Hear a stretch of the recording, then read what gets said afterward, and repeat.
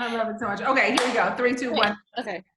Hello, moms. Okay, welcome to the Sunday Sip with Moms Winning. I'm Cynthia. Thanks for checking us out. Here at Moms Winning, we want all moms to win. And simply put, that means us thriving in life and in motherhood. And at times that gets a little hard. So today I have two really good friends of mine that I met through church. They are therapists, so that's why I had to get them on to talk to us now about moms and mental health. I'm a big proponent of it.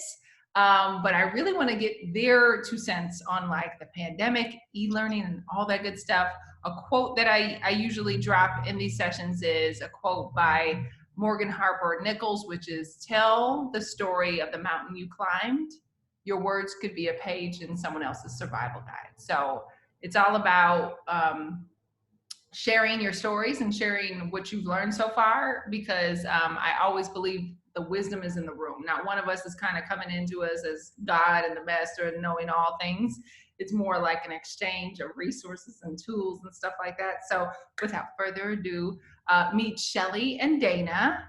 I do always, let's see, I'll come back to it, but I usually try to fit in a mom joke there, and I wasn't prepared to say today, so we'll come back to it. But so, hello, ladies. Hello. Hey. Okay, so tell us a little bit about yourself, just like kind of how long you've been in therapy, how'd you get called to this kind of work, your family, anything you feel like sharing to kind of introduce us to you. Okay. So therapy, how did I get called into it? I think it's always been a calling of mine. I, since childhood, was always wanting to, like, when I saw someone was like sad or like upset or not being included, that was like something that really bothered me. So I would like go sit by them and try to like include them into something or like see what's going on with them. And that had been since childhood. So I always thought that like that meant for me to be a teacher, right? Like I needed to be a teacher. And so I would set up my little classroom and like teach my sister. So that's why she was like way smarter than I was. But when I got to college, I did go for my teaching degree. And when I got to college, honestly, like my freshman year, like a lot of us, I just didn't do well. And like I knew that if I stayed, I would have to stay more than 4 years because I messed up. And I was like, I'm not staying more than 4 years. I'm graduating in 4 years. Help me. And so I did my internship in the admissions office. No, the registrar's office at school. And the ladies there, they were just so amazing. And they were like, Dana, like we could see you being a therapist. We can really see you helping the community and being there for young people. And I was like, what? Oh, okay. So I tried it out and it really is my calling. It's something that I love. And I wouldn't give it up for the world. Like I love being in people's lives and like helping guiding them and just kind of being like, I see you, I hear you. Let's ride through this together, so you are not alone. So sweet. It is my passion. It is so sweet, and snaps to the people who are like God's human hand at times, who are like, girl, did you know? I see you, Yeah. So amen to that. Yes. So from there, of course, I went to graduate school, and then after graduate school, maybe a little bit later, I got married, and then we had 2 beautiful children, my daughter Lauren, who's 13, and my son Devin, who is 8. So I'm a mom and also a therapist, which can be a lot. But also an asset, because when parents come in and they're like, this is what's happening to me, and I'm like, girl, me too. Like I'm going through the same thing and I hear you, and I think sometimes that also helps families where they're like, wait, you're experiencing this too? There's different stages where you realize, okay, this is just normal behavior, but as a parent, sometimes it could be so overwhelming that you're like, this cannot be normal behavior, right?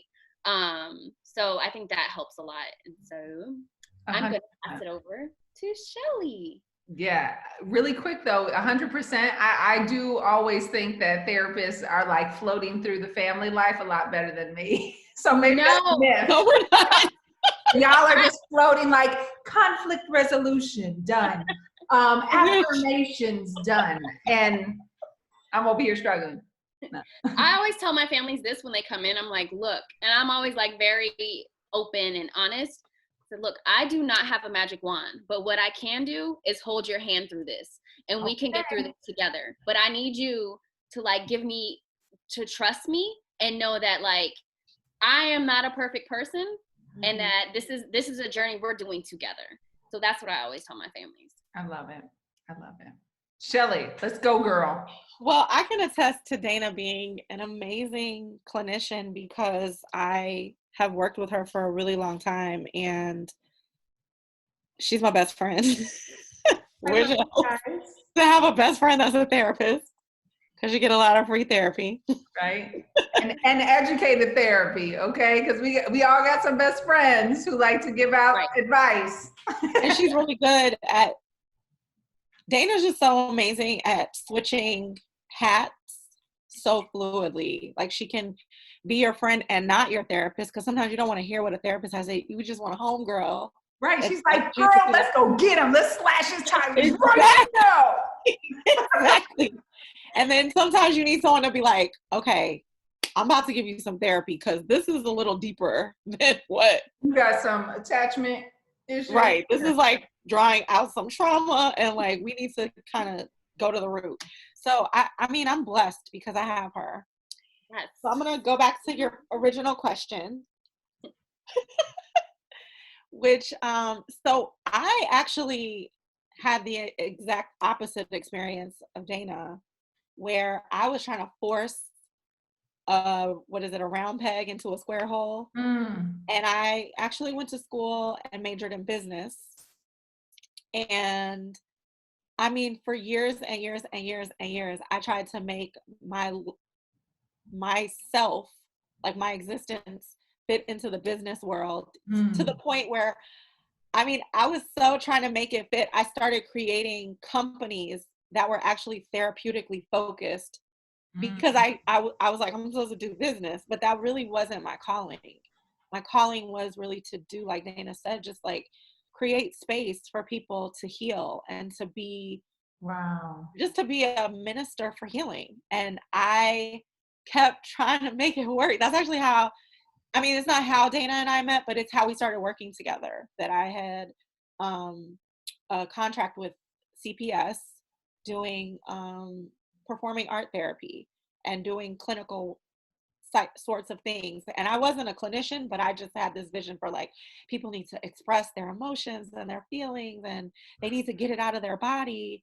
And Dana was a therapist, and she started partnering with me, and we had this really incredible work that we were doing with kids at a residential up on the north side. And it was like so cool. Like we were just bringing every talent we could muster to help these kids just express themselves in really powerful ways. And that's when I actually came to the point where I was just like, I need to go back to school. So I didn't go to graduate school until my mid to late 30s. And, you know, it was just like, I was trying to force something that really was not me. I mean, I love the company, but I really wasn't even skilled in what I was doing until I went back and got like the formal education.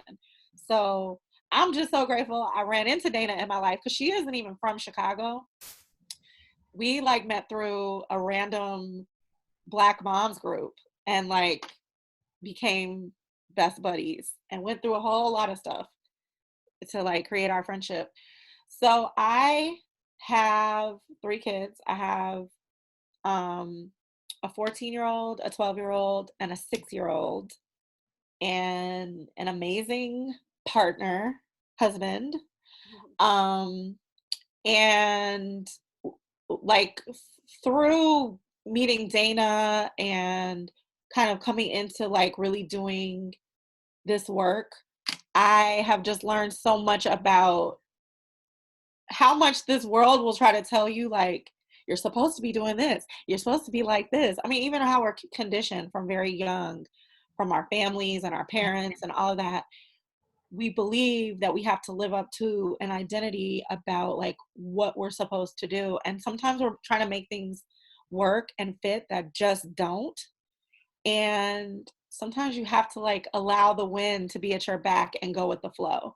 And so I kind of wanted to say that because I think there may be moms listening to this who are like, my career is not working in the midst of a pandemic. Right. Okay, that's okay. You know, like here we're in the midst of like a world crisis, and it's time to just pay attention to like, which way is the wind blowing? And maybe it's time to go in that direction. And maybe it's okay that everything has kind of fallen apart so that like the potter can rebuild the clay. You know what I mean? Because sometimes we're trying to make things work and it's not meant to be. It's not working because it's not supposed to work. But that doesn't mean that everything you learn along the way or your experiences don't contribute to what gifts and talents you bring to that when you get there. So I wanted to say that because I definitely did not have a smooth road to becoming a therapist. It's been a very bizarre road, actually.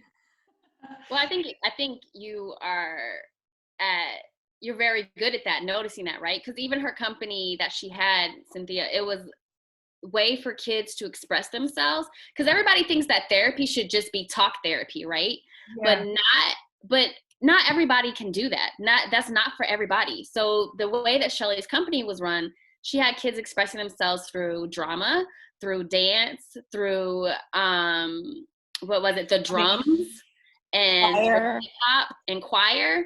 Yeah. So instead of giving them like, yeah, they had that normalized talk therapy, but then they also could express themselves through all of these different things. So I think that's what Shelly is amazing at when she does like, okay, you know what? We don't have to do it this way. It doesn't have to be normal. It doesn't have to be what society says we have to do or what people are telling us we have to do. Let's figure out a different way that works for you. Yeah. And that's why I love Dana, because she understands my brain. And she came up with, together, when we were working together, there were just such cool things that we came up with. We actually got the kids to write like scripts with Google tablets, which is a really like not normal way to communicate, but can be a really great way for families to communicate, getting like all on the same text messages and group texting, or creating a Google Doc and people creating like a little script, like a family script, and doing a little family home play. There are things that you can do with technology now that you couldn't do 15 years ago. Right. That is really amazing.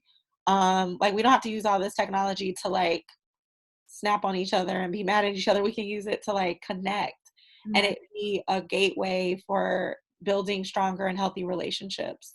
So I don't think, we always are, I'm always like, get off that Xbox.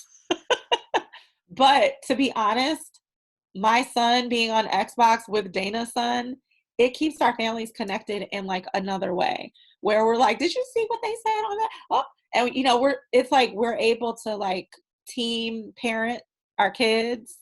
Like, no, we don't want you guys talking to each other like that. That's not okay. There's just like a lot of opportunities that we can support one another, even using like this technology, especially now. And that was during the pandemic, because before my son was never on Xbox, right? That was not his thing, because he is a gymnast and he loves to, he trains like every day. So we had to maneuver in as parents and say like, okay, before we thought this was something that was unhealthy, he wasn't interested in it. Like, now he wants to do this all day long. Like, are we being bad parents by letting him be on this all day long? Yes, real question. Right? And you feel really horrible because you listen to like, you see like different things that are saying like, what kind of parents let their kids be on like the PlayStation all day long or the Xbox all day long, and you hear that and then on the other end you're like, oh my God, what is this parent thinking of me? Like, I don't watch my kid, I just want to insert, my kids have been on Roblox all day today because I was just like, I need a day off, but I don't know how to get it. And I went to the lake, which is something I never done like during this pandemic. And I was like, I just need to go watch water and just feel like I'm off, even though Yeah. I'm not. And they've just been on all day. So I just wanted to insert that yes, but there is a ton of guilt that comes along with it. Exactly. Parent guilt, right? And parent guilt is so real. And so I think that like when you have a community where you're able to talk about this and say like, this is my fear as a parent. Yeah. And this is how I think people are looking at me. And I feel like I'm being a bad parent here. Help me out. Can we talk about this? And when you both talk about it and you're like, yeah, I feel the same way. But guess what? During this pandemic, especially during the lockdown, our kids are not communicating. They're not having that social action. Interaction like they used to. Right. So for us, it was like, you know what? Forget what the world says. Our kids are able to interact with each other, and we're able to also guide them through that interaction. Mm-hmm. So we took it as like also a teaching moment for our kids. Like, yes, you can have this, but if we hear something that we're like, oh, wait a minute, no, come on, sit back, let's talk about this. And it was maybe even times like where we both talk like, oh, you heard that? Okay, now let me go talk to my son. You know what I'm saying? So it was like, we took that as opportunities for also us to learn together and for also teach our sons, like, we want you to continue to be the nice children that you are. And we know that there's going to be difficult times, but we also need to talk about those times. Yep. Yeah, absolutely. So we're talking about the pandemic, the impact. All studies show that moms, especially working moms, are being impacted the most. We were the one segment of population that left the workforce due to all the pressures and stuff like that. So as you guys are witnessing this from your lens and seeing that the group you are in is the one being impacted the most right now, what comes to mind? I've heard you say like perhaps giving ourselves a bit more grace, maybe utilizing these technology tools as a form of connection to friends that you can't physically be with. But as you've been living through this with the therapeutic lens, what other things have come to mind or have you kind of noticed?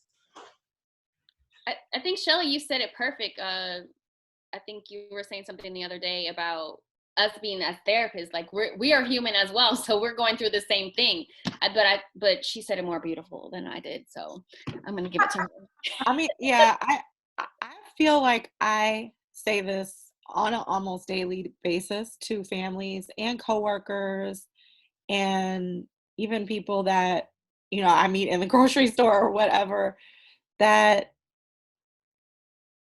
none of us have ever been in a pandemic before and know how to do this. This isn't something where it's like, oh, yeah, I know how to do this. that isn't something any of us have skills in.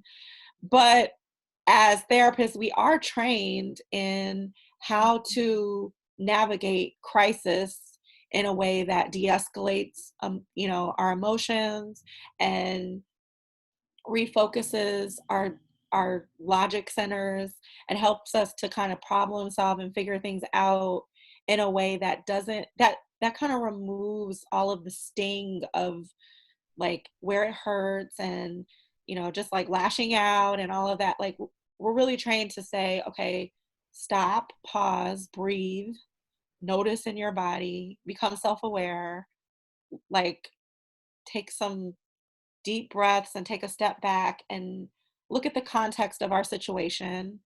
Right. These are all kind of like our emotional regulation tools that we take to really attack a problem. And then let's figure this out. Let's like restructure cognitively what's going on. Like, is this something that I can, it's kind of like the serenity prayer. Lord, grant me the wisdom to accept the things I cannot change, or whatever that prayer is. You know what I'm talking about though, right? Where it's like to change the things I cannot, whatever. We'll look it up in a second. But essentially accepting what I can't make a difference on, and then doing the things that I need to do where I can make a difference, right? Like, this is something I can do differently. I can respond differently to that. I don't have to go off. I don't have to start screaming. I don't have to start yelling. I don't have to start making threats. I can, okay, we've never been here before. Let's do this in a way that works. So I'm gonna look up that serenity prayer. I like how you said, like, even let me finish that statement first, but I like how you said where it's kind of like, we've never been here before collectively. So like nobody knows, we're just kind of all figuring out as we go, but we do know some coping mechanisms, some like self-regulation tools that serve us in any situation. So they could probably be applied now. Right. Because I think, oh, I forgot where I was going to go with that. But anyway. Well, and here's the prayer. God grant me the serenity to accept the things I cannot change, courage to change the things I can, and wisdom to know the difference. Listen, there are things that we can't, there's just like nothing we can do about the fact that this virus is spreading. There's also this component of, on top of the virus just being deadly and dangerous and scary, what it has done to people economically and what it has done to people socially, right? Like there's just these huge deficits we've gained financially, you know, people not having work. Dana and I were just kind of like thrust back to work and we were not ready. Like our kids are home 24/7. They're not going to school. They don't like, they're home. And it's like, oh, you have to be at work and you got 40 hours where like, that's your problem, whatever you do with your family. And it was, do we go back or do we stay home and just take the L and lose our jobs? You know, she and I, we struggled with this for quite a bit, you know, just kind of going back and forth, asking for accommodations. Like, I mean, there's just been a lot of like trying to figure this out to serve our families, you know, and like you said, this hits women really hard.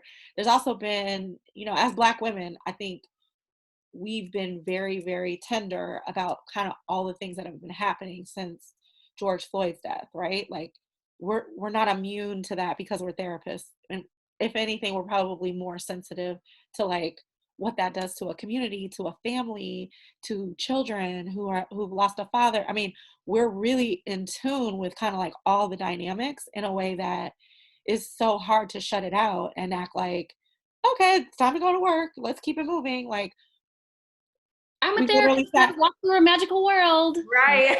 Yeah, we don't do that. I mean, we've cried together. We've screamed at like, what is this world? Like, how is it like this? How are people just open season on our community? You know, like this is hard, you know. I've been very like active in my community to just really push for an impact on what's going on economically to my neighbors, because I had a lot of neighbors who were bringing a lot of things home the night after the looting.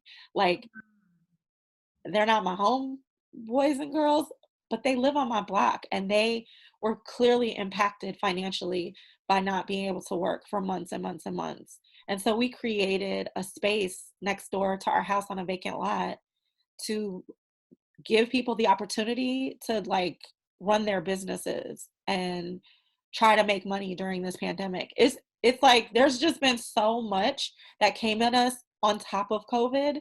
It wasn't just COVID. It was just kind of this snowball or avalanche of problems that just kind of arrested our entire city, you know, and really our country and world, you know. No one's really been able to be immune to everything that happened. So, I mean, I'm sure there are people who are better off in the pandemic or things are going well for them, but I don't think that that's who we exclusively focus on. Like, a lot of us are focused on like who's hurting and who's struggling and like how can we lift each other up. You know, this hasn't been all bad for everyone, but it's been a rough time for a lot of people. And e-learning for the birds. It's been so challenging because I'm back in kindergarten every day. So are you guys actually, with your work, are you having to go into an office? Yes. Every day. So, and that's hard because, when I'm not making sure 3 children are in their classrooms and I'm at work, they may or may not be in their classrooms, or they may or may not be getting their homework done. And I may or may not be getting an email from a teacher saying, "Hey, what's up with this?" Yeah. And that's been stressful. It's stressful to be at work working and then you're getting emails like, "Hey, your kid ain't working." That's not fun. And I think also as therapists, since we work with families, we give ourselves to the families, right? And we kind of leave behind our kids and it's like, figure it out. And then we come in and our kids aren't doing anything. So it's really hard as I feel like as a therapist that works with families on a daily basis because you're holding these families up, but we love to, right? But then on the other side, our kids are suffering and it's like, what do we do? Do we continue to work or do we not continue to work? So I think those are where it's really difficult during this pandemic as a mom, as a working mom, to figure out like how do I make this work? And I think everything is, your community, even like your kids' teachers, like when it comes to the e-learning, I'm like telling my kids' teachers, the people even like the people above, the administrators or whoever, like, look, I really need your help in this because my kid does not have parents home all day long. Right. So I need you to keep communication with me or else, yes, they are going to fall. And I feel like that's what a lot of parents are coming in and telling us right now is that like, my kid is getting an F or a D now, Dana, and what do I do? And it's like, whoa, I'm in the same spot as you are, and it's like to kind of, and that's why I'm like, God bless teachers and God bless schools. But at this moment, to be a mom, a teacher, a wife, a therapist, it's like, whoa. That's a lot of roles. Yeah, and so I think sometimes those roles, like one of them is going to get like on the back burner, and you're gonna have to feel okay with it. Mm-hmm. Yeah, and that goes back to just the compassion towards yourself and towards your family. I mean, one of the things that I think is great about being a therapist is that you know what it's supposed to look like when you're in a healthy situation. That doesn't mean you're always practicing those tools, but you're like, okay, let me go back and fix this and, make this right. But I definitely get impatient and frustrated with, I come home and there's dishes everywhere and food on the couch and, things that are just like, yo, can you guys do something about that? I mean, our kids are normal kids. And I think it's really about normalizing a lot of this. Yeah. Being cognizant of this is what 12-year-olds do when there's someone not around. This is what 14-year-olds do when there's someone not around and they can just kind of do it the way they want to do it. So it's accepting, we're in a situation where kids are going to be where they're at developmentally.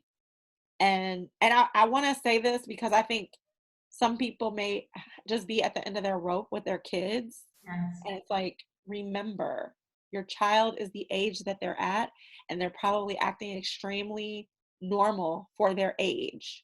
And even though it feels like, why do you do this? Why do they always do this? It's like, yeah, they're going to do that until they grow out of that developmental phase. That's what kids do at that age. And I mean, except for some, incredible trauma or physical, ailment, like a sickness or illness that would prevent them from the normal course of development. A lot of what you see when you're dealing with children and you're raising children is super typical for kids at that age. And so just reminding yourself, like, I'm dealing with what everybody else who has a child this age is dealing with. It doesn't make it like necessarily okay, but it brings us back to like, you're not the only one stressed. So take a deep breath. This is what this stage of parenting is when you're dealing with kids at this stage of development. And that kind of always brings me back to like, calm down, Shelly, it's not that serious. Like, well, then also think about it like what you said too is like none of us has ever done this before, right? There's no book on how to parent during a pandemic, right. or like, so it's just, I'm sure there will so, be soon. we should Hey, write so, it. We should write it. Let's collaborate, you guys. We should write right, exactly. How to parent. Chapters right here. You guys are good. Right. And I think that also like understanding that in our children. So like sometimes I have to step back and be like, wow, this has to be hard for my kid. When I come home and I'm like, I needed you to clean up. I needed you to do these things, but they're in school all day, on a screen all day. Right. And I want you to also like do whatever you need to do in this house. But they're like, wait, this is confusing for me too, because I'm so used to being in school all day. Right. So I'm in school at home, but I need to do school and I need to do like home. How do I do this? So it's like figuring out how to navigate that, or just sometimes be like, okay, whatever, we're just gonna wait till the weekend to pick up, or just pick up some things in your room, because do you want everybody in your classroom to see this stuff? You know what I'm saying? So I think that it's really, that is like a real struggle as a parent.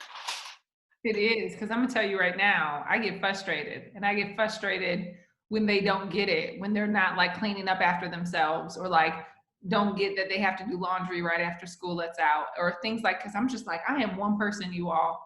Right. Just one. And it's impossible for me to like do it all and you guys not help me out. But it is frustrating. But I love how you're saying pretty much extra, like thinking or approaching it like how they are behaving is probably pretty normal to how they are supposed to be behaving. I guess most of us don't have any reference. So if you guys have tools or something like that on how to understand your kid at this age, I'm sure we could, anybody can kind of Google it a little bit. I mean, there's definitely, Google definitely does provide a lot of things on like what's normal at this developmental stage. And it's pretty comprehensive. I think WebMD, there's actually a book called Yardsticks, which is, it's mostly used in educational circles for like where kids should be academically. But, like none of this is like crazy. A lot of times it's like, you see kids behaving the same way all the kids their age behave, or, a range of 1 or +1 or -1 year where, it's like, oh, my kid is so good. Yeah, well, they just developed a little quicker. But as soon as that slows down, everyone's going to catch up. Yeah. And, they're going to regress on some things. They're going to be advanced on other things. You're going to see this kind of ebb and flow in where their development really falls. But it's kind of like right on track with where they're supposed to be. Yeah, it's an interesting time because I feel like I see them more now than ever before. Right. So perhaps I have more data points now. And I almost feel like with my 10-year-old, I realize I don't know, or either she's changing, she's responding to e-learning different than how I thought she would. So we're really having some friction that we don't normally have because we've never had these moments where I am absolutely stumped on how to approach her, because I'm like, oh, she's not, okay, she doesn't want to talk about her feelings. All right, that's different than my other kid. It's different than me. How do you resolve things with somebody? And and it's just, it's so weird. I end up talking to my own therapist about this stuff, right? And I'm like, do I need to start seeing like a child psychologist? I don't know. Like it's really a huge unasked for invitation into the psychology of like your children or human beings, because what I think is happening, this resistance that I'm getting from one of my daughters is really more about her being off her rocker when it comes to confidence and control, because she went to school, she had it, she was straight, she didn't need it. And now all of a sudden mom is like, hey girl, did you turn in that extra ticket? She doesn't want that. And I'm not used to, I'm like, what do you mean? I'm just trying to help, But for them, they're experiencing it as their own little human being. And it's all not like, yeah, mom, whatever you say is the best. They're also kind of rebelling in their own ways of being like, I don't like this. This is boring. It's too much. Right. It's kind of human experiment almost. You have to also add in the component of hormones, which can be doing really unknowable things, right? Like, I mean, combined with diet, like I think we even eat differently now that we're in a pandemic, right? Like just home snacking all day, and people are kind of, I mean, your body is being impacted even in a different way. I mean, and don't get sick, it's like you're afraid, what was that cough? Was that allergies? Do I have COVID? Is it the flu? Yeah. We're being impacted in so many ways. So I think it's not just the interactions and just life at home. It's also internally, and our internal chemistry is not immune to what's happening either. Right. A lot of indoor time, not necessarily outside. I mean, it depends on kind of like how you've structured your family, but it's about to start getting colder. I know we were supposed to have this meeting earlier, and I was just like, I got to take advantage of the warm weather. 100%. 100%. I was like, yeah, I know what you mean. Here's a question. So there's some people are like, yes, I go to therapy all the time. I knew immediately when the pandemic hit, I was like, oh, that's one thing I am not giving up right now, right? Like I better and maybe instead of every 3 weeks, it's going to be every 2 weeks. But some people are not going to therapy. When would you recommend everybody just always go to therapy? Like, is there a breaking point? Like I've had conversations sometimes with friends where they're just like, I don't know if I need to start talking to somebody. What's your kind of advice, Gage, on when to reach out for help? So my advice always is, and Shelly's might be a little bit different, but therapy I think is a very intimate thing, right?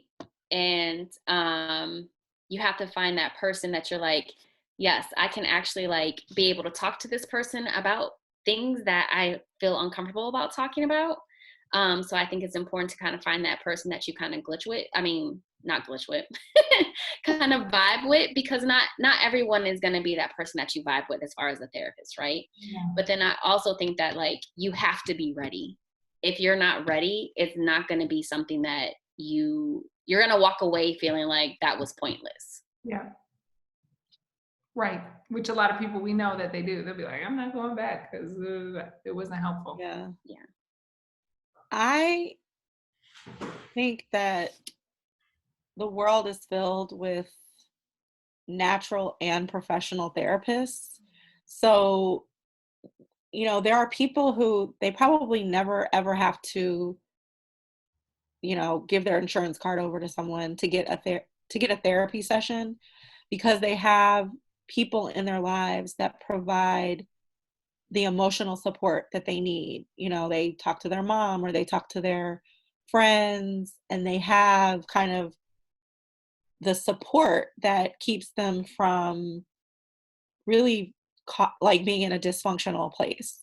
But I do think that once you get to a place where dysfunction starts to permeate all the areas of your life, that like think this is not working, like what's happening here, I think that professional support is essential. And I say that because I don't think that you can always see that you're losing functioning. Like you're not always aware of it. But when you start saying, maybe I need to, like when you're at the point where you're saying, maybe I need to, you're there. You do need to, because whatever it is that your natural therapist support or your natural, support systems that have typically held you or you felt like were holding you, they're not working, or they're not doing enough to support what you're going through.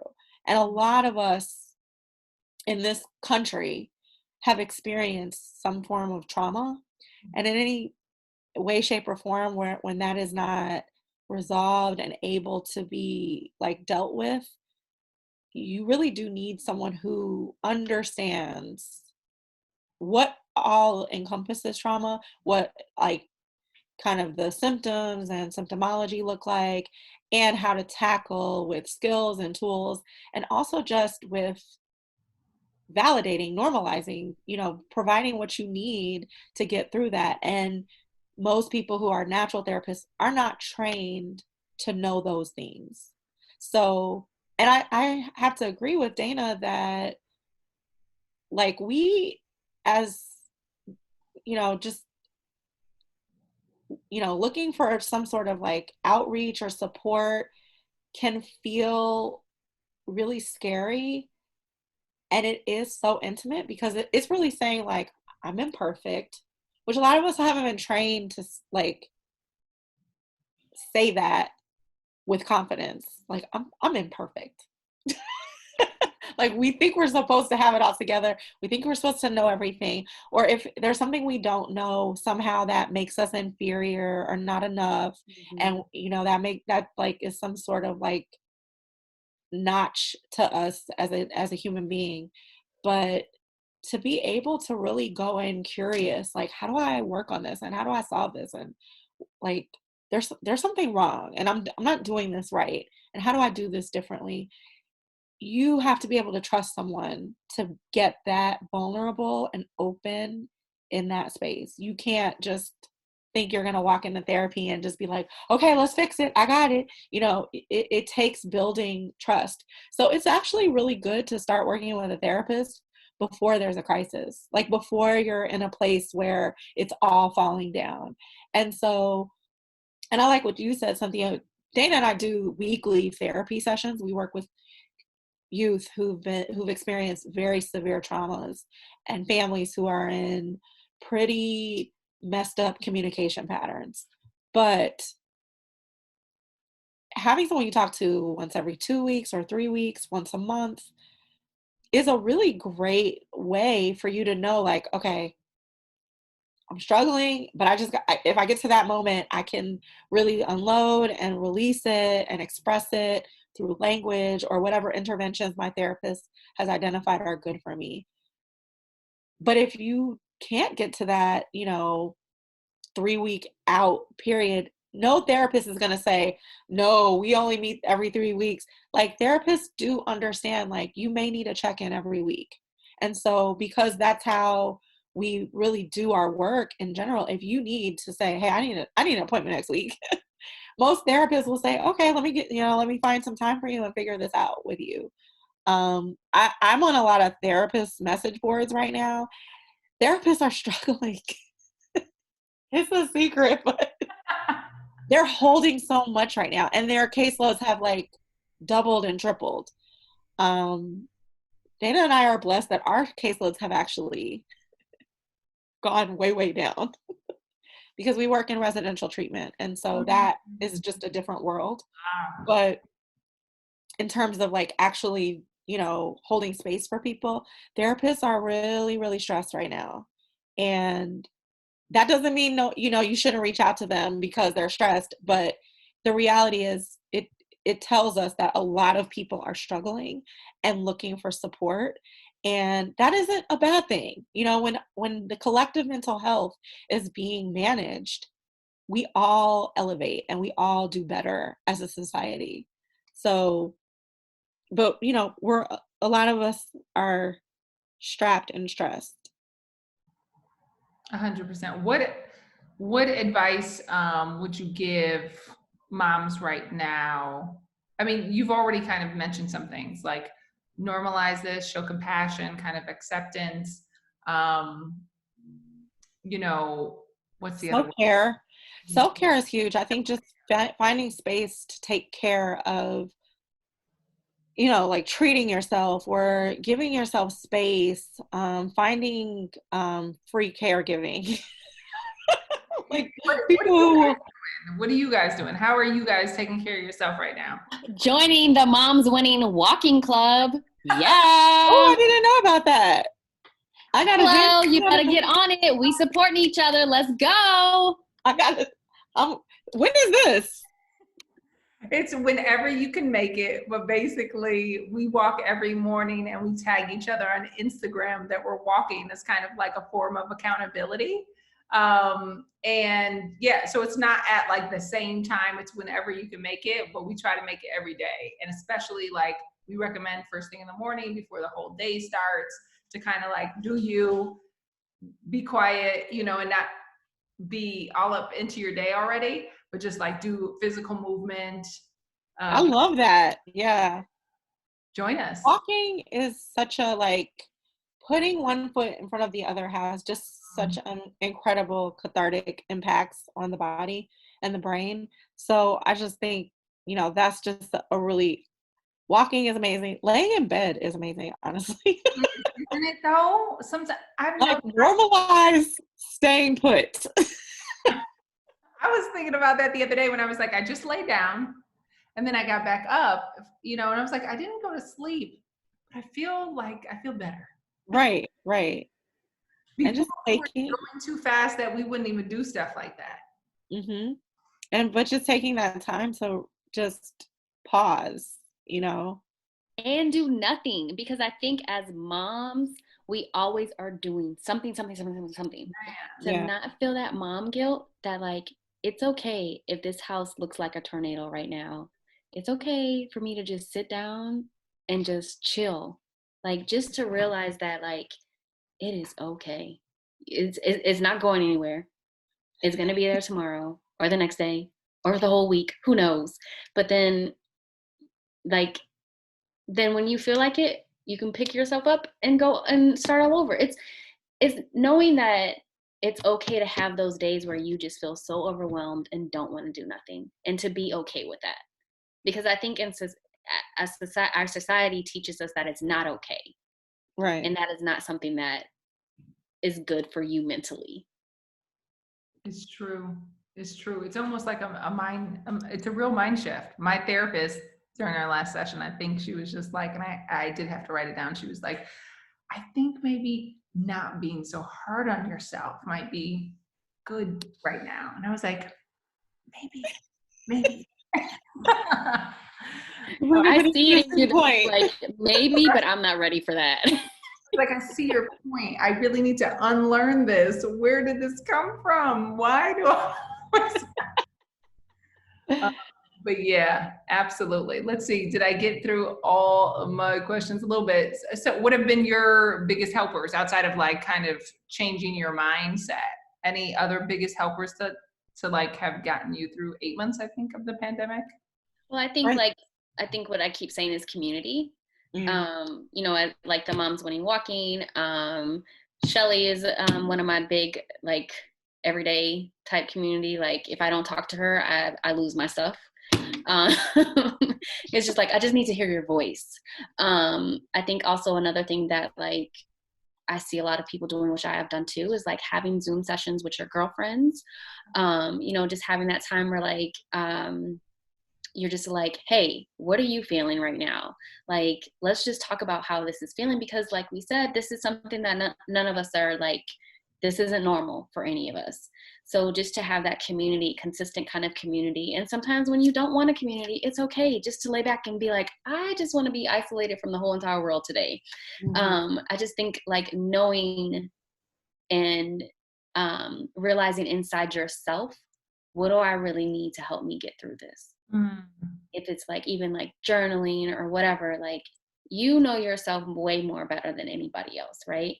And I think that we, like we say, like, a lot of times we don't feel like we do know that. Like, I don't know what I want. I don't know what I want. You do, because it's you and you know what helps you. So I know for me, like, or just like try different things. I think when people are trying different things too, I think I see people like learning how to knit or learning how to do all these things to help them through, right?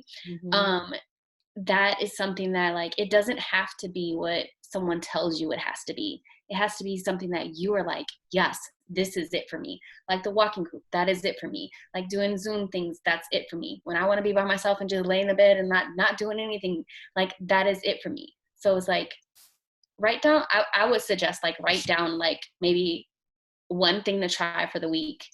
And if that was your thing, then great. Then maybe, like, keep doing that. And if you wanted to add on something else, you can add on something else. But I just think it's like being creative now, you know, because I feel like it's like tapping into our creative mind of how can I get through this? Because I need to get through this. Yeah, I like that. I like goals. Like, let me just try one new thing. Like, it just, that kind of lets you, the road of exploration, it'll never end. And next thing you know, I guess it'll be like 2022 and we'll be done. And I don't know if a lot of moms are like this too. I know I'm not a mom that likes to ask for help. That is not my thing. I do not like asking for help. So I think also like kind of getting somewhat accustomed to like, I just need to talk. I need help right now. Or I just, just saying to yourself, like, it's okay to lean on other people. Cause I think at times we don't ever feel like it's okay. If you have a great support system, it's really, I think we want our people to kind of lay on us during these times because we need them too. I think that helps. And I think also kind of like this time, I think is the time to reinvent yourself as much as you can.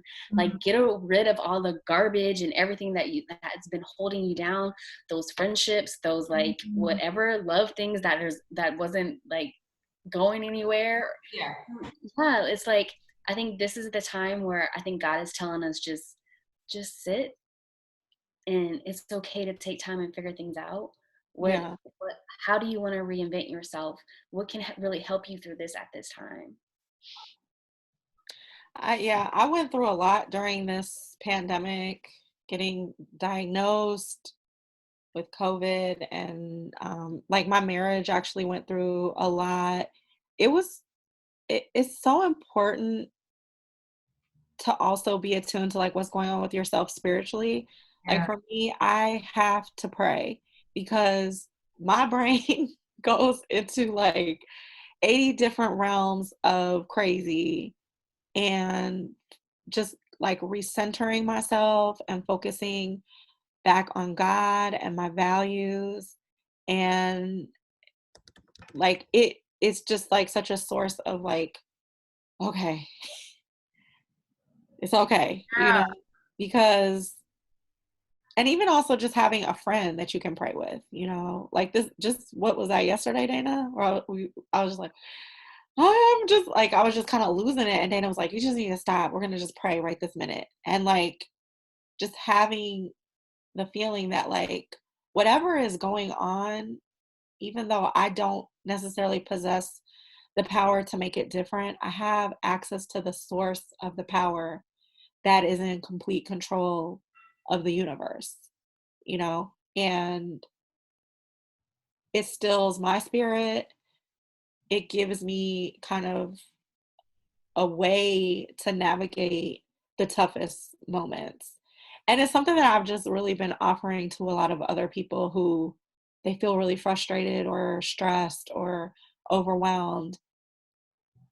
Like, just start to pray, and I will pray with you on that particular thing, because it may not move in the way that you think you want it to move, but it can shift and other doors can open because of your prayers. Like your prayers don't just go up to the ceiling and fall down. Like they're going somewhere. And you have more power than you know in every situation you enter, you know? It's a whole lot of sermon going on today. Sorry. I love it. I'm thankful for it. I'm like, are you speaking to me? Because I feel like it's deliverance. I love that. Okay, so these are the things that have been helpful to you: prayer, walking, exploring, all that good things. Exactly. Very quick question. If people don't have benefits to get therapy, do you know of any free resources or like ways to acquire services without having benefits? So we actually at our job have a book for lots and lots of resources. So I can share with you the link for that. It's like a PDF book that really provides, things for housing, any kind of substance use treatment, you know, clinical services. Most communities do have like a free clinic or some sort of place where they will offer services. If you don't have like most, I mean, first of all, you can get insurance on like the marketplace. So that is a place to start. But also, Psychology Today has obviously an entire directory of like all the possible clinicians in the world that you can meet with. And typically on those profiles, they say like if they take insurance, if they are sliding scale, if it's cash only. So you don't have to have insurance, but of course, you have a lot more options if you have the kind of insurance that the person you want to meet with takes. Right. But all therapists don't take the same insurance. So it is kind of like a tricky web to navigate. And there are, counseling centers that I think are willing to do some pro bono work and that sort of thing. So that it's not impossible to find clinicians who will work with you and like work within the price point that you can afford and all of that. So I would just say don't let money be the reason you're not getting your mental health squared away. Yeah. Because it's mental health. It's not like so one of the things I used to, when I was doing my internships is I would run into people who they were mandated to treatment and they didn't really want it. And they were like, this makes me feel like I'm crazy. I'm mentally ill. And there was so much stigma attached to like doing therapy. And my husband, ironically, who was not in mental health, said to me, he was like, why do you even let them like continue on that road of thinking they're crazy? Like they're not crazy. It's just about your mind being healthy. And at any given point in time, we can all suffer from having our mind be out of alignment with a healthy state. So that doesn't mean that you're necessarily on the spectrum in the DSM or something like that. Like it just means that you need to be tapping into what makes you healthy. So it's about mental health. It's not about being crazy. Right. Yeah. Dana, you're on mute. Sorry. Technology. Okay, and being old. I'm not just joking.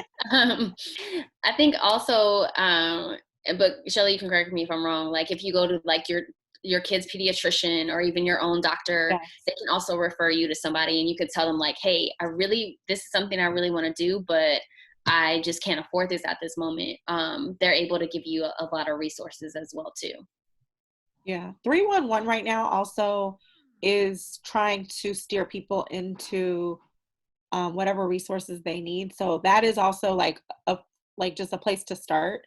The current governor actually had a huge push at the beginning of the pandemic to get as many clinicians signed up as possible to provide mental health services, because it was really obvious that like not just even for therapists, but like just essential workers, this is stressful. It's stressful watching people be in this continuous crisis. So there are resources out there. I don't have like all of them to roll off the tip of my tongue, Right. but they definitely exist. And like I said, we can send you that resource book so you can put it in the link. Yeah, and then also because I follow a lot of therapists and a lot of people on Instagram, I do see some therapists on Instagram saying like, hey, I'm offering this, like I'm offering a free group session to talk about like moms struggling at this time. Or there's just a lot of like therapists out there now being really creative about how to like help heal this world. So I think also like, I know I've seen a lot of therapists do a lot of like podcasts about different things and like really try to help people, what they're struggling with right now. There's a lot of therapists out there, like they might have just a page just dedicated to anxiety or just a page dedicated to like depression. So, and then maybe that is someone they can reach out to as well, like whatever they feel like they're going through. So a lot of therapists are getting creative right now. I feel like I need to follow a couple more therapists on Instagram. Okay, so any final words? Chicago, I was gonna say in Chicago, there's a couple of things like Purple Binder, the Black Mental Health Directory. There's some things where people can just kind of like immediately link in to resources. So there's a lot of stuff out there. what were we going to say? I'm sorry for cutting you Oh, no, I off. was just going to say, before we wrap up, any final kind of like words or offerings to moms as it relates to mental health during this time? I would just say be easy and patient and compassionate to yourself. Mhm. Um, Sometimes it's hard to do this, but just being flexible and adapting to kind of what comes your way. Um, and it might be as simple as saying, you got this, you can do this, it's okay. Like just something really simple I to love encourage yourself through it, you know? I always say, Jesus, give me strength today. That's my number one thing. Like, Jesus, give me strength today. Let's walk through this day. Just give me strength. So I'm like, I'm about to lose it, Jesus. Let's go. Like, give me this strength. I need your strength.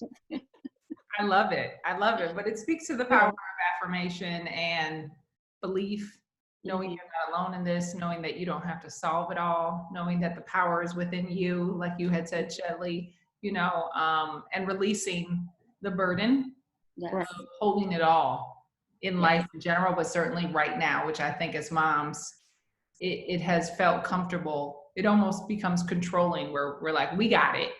Yes. Like Mhm. the whole like not asking for help. We got it. I'm good. I got Yes. this. And Yes. like this is a perfect moment to be like, hey, it wasn't even built for you to actually have it all. Yeah. To Right. That part. Yes. hold. So stop, okay, and rework right up here, Yeah. okay. Let go of that mom guilt. Right, the stories that you're telling yourself, and And mom shame. You know, there's a lot of mom shame out here where you didn't do it this way. You're supposed to do it that way. And, you know, like as if we were all built the same with the same skills, the same experiences. We aren't, you know. There's things that some of us can do that others cannot, and it's okay, you know. We have it so much harder than dads, you come know, because on, they can exactly. so they can, if they do the bare minimum that we do, they get praise and we get like Zero. shamed. Yeah. Well, I thank you for your time. The final question I ask all my guests is if you were a cereal, what would be your cereal and why? Hmm. I would be life. I forgot about life. I like life cereal. It's very simple, but it's got little pieces of sugar sprinkled in. I love it. I love it. I was gonna say Apple Jacks because I always feel like I'm jumping through something, you know. I'm loving these so much. Okay, well, thank you so much for taking the time to share your stories today, Dana and Shelly. I really appreciate it. Thank you. Thank you so much for having us. Yes. Absolutely. Your faces are beautiful. Your spirits are full of. Oh, It's been quite a pleasure. So let me just close out by saying, so at Moms Winning, we're creating a community of moms to share tips, tools, and resources to help us all win in this motherhood journey. Until next time, moms, be safe. Be well. Let's win together. I'm thrilled. Bye. Let me stop.